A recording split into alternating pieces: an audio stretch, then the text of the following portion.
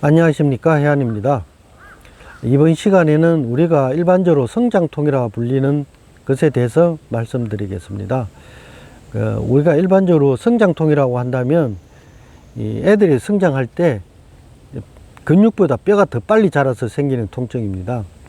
이런 것은 이제 검색하면 거의 다 나오고요. 반대로 어르신들은 뼈보다 근육이 더 짧아지면서 아픕니다. 이게 성장하면서도 아프고 노화하면서도 아픕니다.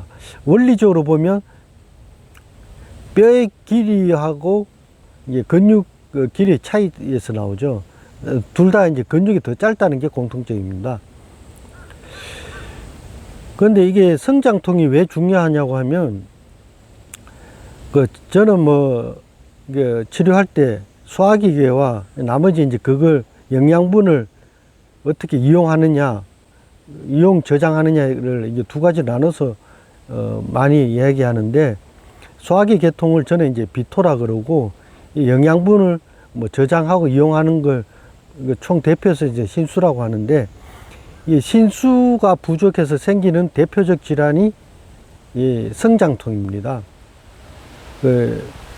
애들 질환은 보면 애들뿐만 아니라 대부분의 질환들은 이 비토와 신수 이 두 가지가 이제 질병을 유발시키는 거의 양대 기둥이라 할 수 있습니다.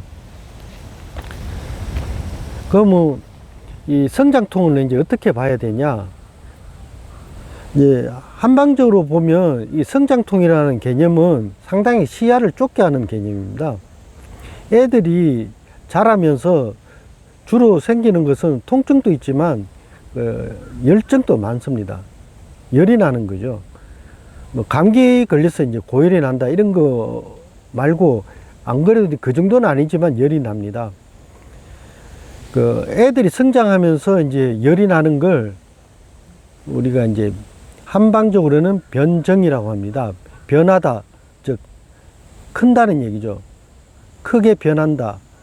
그다음에 정은 찔정자, 열이 난다, 덥다 이런 뜻이죠. 이 성장통의 개념은 이런 것까지 설명을 못 합니다. 그래서 저는 성장통이라 하지 않고 성장열이라고 합니다. 애들이 크면서 나는 열, 여기에 이제 성장통이 들어갈 수 있죠. 성장통으로 보면 이 통증만 보게 되는데, 성장열 개념으로 가면 열이 나는 거의 모든 증상도 같이 설명할 수 있습니다. 열이 나면은 어째 보면 우리가 이제 나이 들어서 갱년기 때 몸이 열이 나는데 그때랑 증상이 사실 비슷해요. 몸에서 열이 나니까 이제 몇 가지는 이제 잘 안 생기는데, 예를 들면 이제 애들이 어깨 뭉친다든지 뒷골 당긴다 이런 거는 어른들이 많고 애들은 이제 적은 편인데, 발생하는 질환 종류를 보면 다들 비슷해요. 그래서 이제 눈 같은 경우는 갑자기 이렇게 눈이 나빠진다든지, 애들이 눈이 나빠질 때 보면 야금야금 나빠지는 게 아니고 이 성장이 이렇게 계단식으로 주로 이루어지는데 갑자기 확 나빠집니다. 애들이 눈 좀 비비고 가렵다고 하는데 어느 순간 안 보인다고 해서 이제 안경점 가보면 실이 이렇게 뚝 떨어져 있고 이제 그런 경우가 많죠. 그리고 피부는 이제 건조해져서 가렵고요. 그 다음에 변비 같은 것도 더 생길 수 있고, 여러 가지가 이렇게 열정으로 보면은 설명이 되는 증상들이 많습니다. 그렇게 되면 또 열이 나니까 우리 갱년기처럼 잠도 잘 안 오는 경우가 있고요. 땀도 더 날 수 있고. 애들 보면 주기적으로 아픈 게 생겼다가 또 괜찮아졌다, 주기적으로 생겼다가 없어졌다 이런 경우가 많은데, 이게 애들이 성장이 좀 주기적으로 이루어지기 때문입니다. 그리고 성장 보면 우리가 이제 1년에 한 5cm 자란다고 하면 어느 해는 이렇게 성장이 폭풍적으로 이제 성장할 때가 있습니다. 8cm, 10cm 이렇게 훅훅 자랄 때가 있죠. 이럴 때 보면 갑자기 별 이유도 없이 난치병 같이 여기저기 아픈 경우가 많습니다.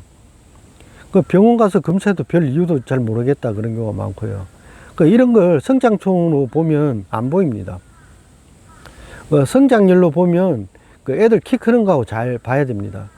키가 이제 많이 보통보다 더 많이 큰다, 쑥 큰다 그러면 몸이 열이 날 수 있고 아플 수 있다고 생각하시면 됩니다. 뭐 아프면 어디 무릎만 아프겠어요. 발바닥도 아플 수 있고 여기저기 다 아플 수 있죠. 예, 이번 시간에는 성장통을 이제 성장열의 개념으로 한번 설명을 해 드렸습니다. 이 성장열은 이게 사실 사춘기가 될 때까지 좀 꾸준히 나온다고 보시면 됩니다. 예, 안녕히 계세요.